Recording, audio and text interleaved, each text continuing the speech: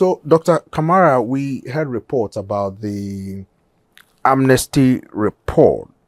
That's right. About human rights abuses. Some people are saying that it is not as it's being portrayed, that things are looking good now. Now, as an opposition leader, what is your reaction to this human rights report? I think we've had one or two human rights reports or reports bordering on the current situation in Sierra Leone. The EU report, there is an Amnesty International. There is a State Department report as well. Mm-hmm. And then we also had some discussions with the National Democratic Institution. They also have their own views of what is happening. I don't think it is accurate to say things are improving in Sierra Leone at this material time. It depends also, for me, on who provides information to some of these institutions, whether it is NGOs or other reporters. It depends on where they're coming from, whether they're sympathizers of the current administration or they're in the opposition or they're working for Sierra Leone. I would rather prefer reports that are based on the welfare of the typical Sierra Leonean. So for a typical Sierra Leonean, what do you think the actual situation is? That definition of what is improving, I don't know. But my current situation is that we have two sets of challenges in Sierra Leone. We have those challenges that are of a long-standing nature, where up till today as a nation, after 60 years of independence, we cannot feed ourselves. We don't have drinkable water. We still continue to have poor roads. And then we cannot light up our towns, our villages, and our cities. We still have serious poverty strides, extreme poverty. Now, these are the long-standing challenges of macroeconomic instability, of structural bottlenecks, and of financing the government, financing the country's development program.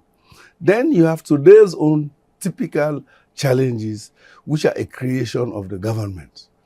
For instance, we have a lot of divisiveness in the country. There's a tendency to polarize the country on a regional and ethnic basis.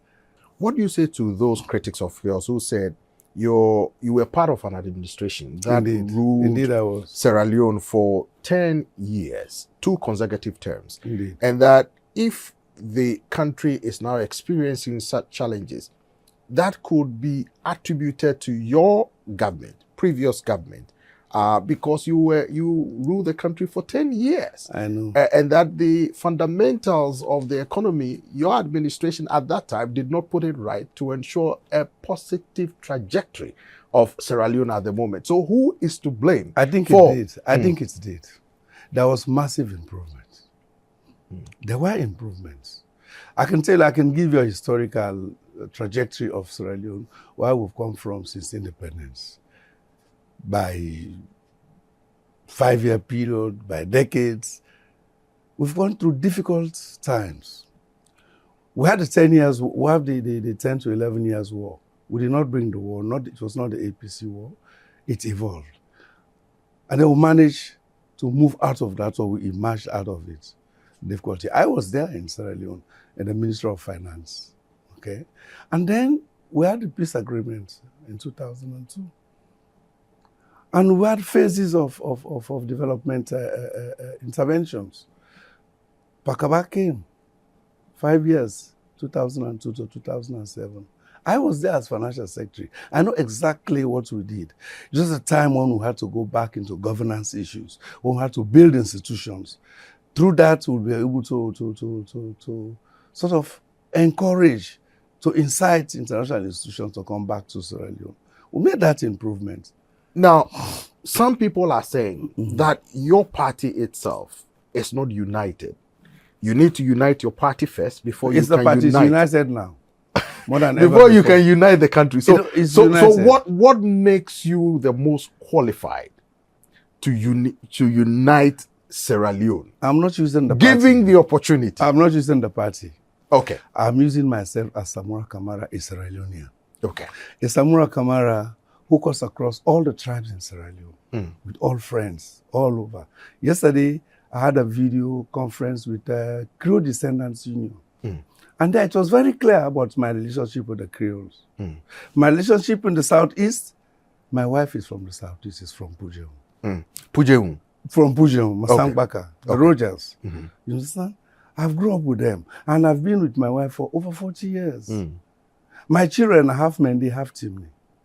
Samura Kamara's, in a way, manner of speaking, is uniquely from the north as well as from the east. I went to school in Bo, so I'm also from the south. You went to Bo Boys? No. I went to St. Andrews, UCC.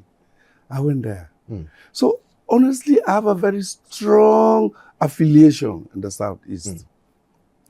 Now, the north, that's where my parents come from. In the west, I went to secondary school of St. Edward's Secondary School. Then I went to university at Forabe College. Forabe College. I have a diversity of friends. And really, it is very difficult for anybody to pinpoint Samura Kamara as a tribalist, as somebody who encourages ethnicity, ethnic divide, and all the rest of it. I heard your campaign team saying that you will change policy to be Western focused, to have a deeper relations with Washington, to attract foreign investors to Sierra Leone. How do you intend doing that? It is not only to attract investment. It's to project international foreign relations in such a manner that you have a very good balance. Whether you want aid from them, or whether you have to borrow from them, or whether you have to encourage private foreign investment from them. It's a very good trajectory. You have to balance that. Now, you have to improve the investment climate in Sierra Leone. You have to look at the laws. Investors have to be seen that they are seriously protected. The political situation is very important. Where you have a tense political environment, it's very difficult for a serious investor to come in. You have those that fly by night. Yes, of course, briefcase investors. Well, they will come and try just to exploit an unstable situation. You have them. But where you have a seriously managed economy with strong, predictable economic policies, good taxation policies, good incentives, a good rapport, a good dialogue with investors, I think investors are looking for that type of climate. So talking about the investment climate, what specifically will you put in place that you think will encourage local investors and will be, how should I say, a catalyst for foreign investors to come to Sierra Leone? For local investors, their biggest constraint is capital, is financing. Because these are small to medium-sized businesses. You need to help them. The majority of them, really speaking, they're in the informal economy. But they're providing a very good function. The Abacha street traders, the Victoria street traders, the market women, the market men, the small traders, they're all over. They need serious attention by the government. Yes, microfinance, microcredits, we have overused the terminology microcredits.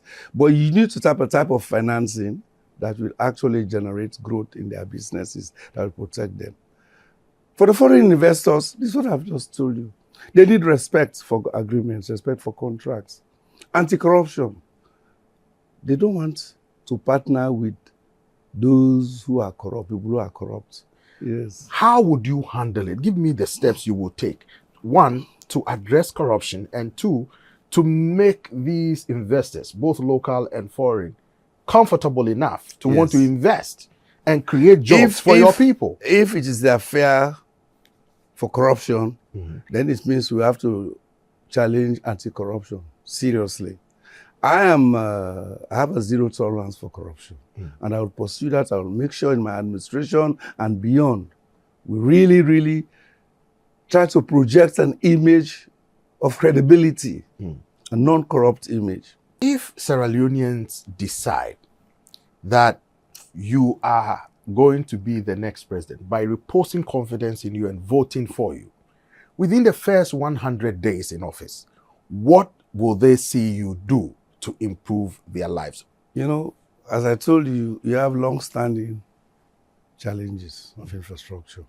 Many of these feeding yourselves and all of that, they require short to medium to longer term perspectives. Okay, we have these problems of today. Uniting Sierra Leone, giving the right messages to Sierra Leoneans that I am here not to serve APC alone. I'm here not to serve Samura Kamara as a Timni or not to serve Samura Kamara's wife because she's a Mendi. I'm here to serve every Sierra Leonean. We have to build a Sierra Leone. I think this has to come from you. And you must see that you continually talk to them about this. And by your mannerism, the way you walk around them, they will interpret, they will define whether you actually tell them the truth.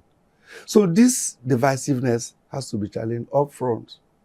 Then you go to the other issues of today. Why do we have a spiral in food prices, fuel prices? I think we can challenge some of this head on. The government of the day has said that it has invested heavily in education. Yes. They've given even statistics as to what has been done so far. Wonderful. And the improvement so far. Yes. What would you do differently? During our time, we provided subsidies up to about 75%. We included many, many schools. Implementation was far better than the way we're implementing this free quality education. It's not about generating tons and tons of people. The quality is very important as well. Yes, enrollment has gone up. During our own time, enrollment also went up. During Pakaba's time, enrollment also went up, but we still had education challenges. Infrastructure education was very, very weak. Now, if at this time you have an exponential increase in enrollment without appropriate infrastructure, and infrastructure includes the quality of teachers, the number and quality of teachers, the buildings, the number of classrooms. Today, yes, we have this concept, but education is becoming more and more expensive in Sierra Leone. We need to address that. But the longer term one, which is a long-standing challenge, is the fact that we still have one of the highest illiteracy rates in the country, despite all the policy interventions. And that also needs to be challenged as we go on, starting from pre-primary school education to university. Adult education, the majority of our adults are illiterate. So we have to find a way. Thank you very much. So the people have a choice. Thank you. From June 24, 2023, Samura Kamara or Madabiu. I think the choice has already been made. The choice has been made. It's Samura Kamara. Okay. Thank you. Thank you. Thank you very much.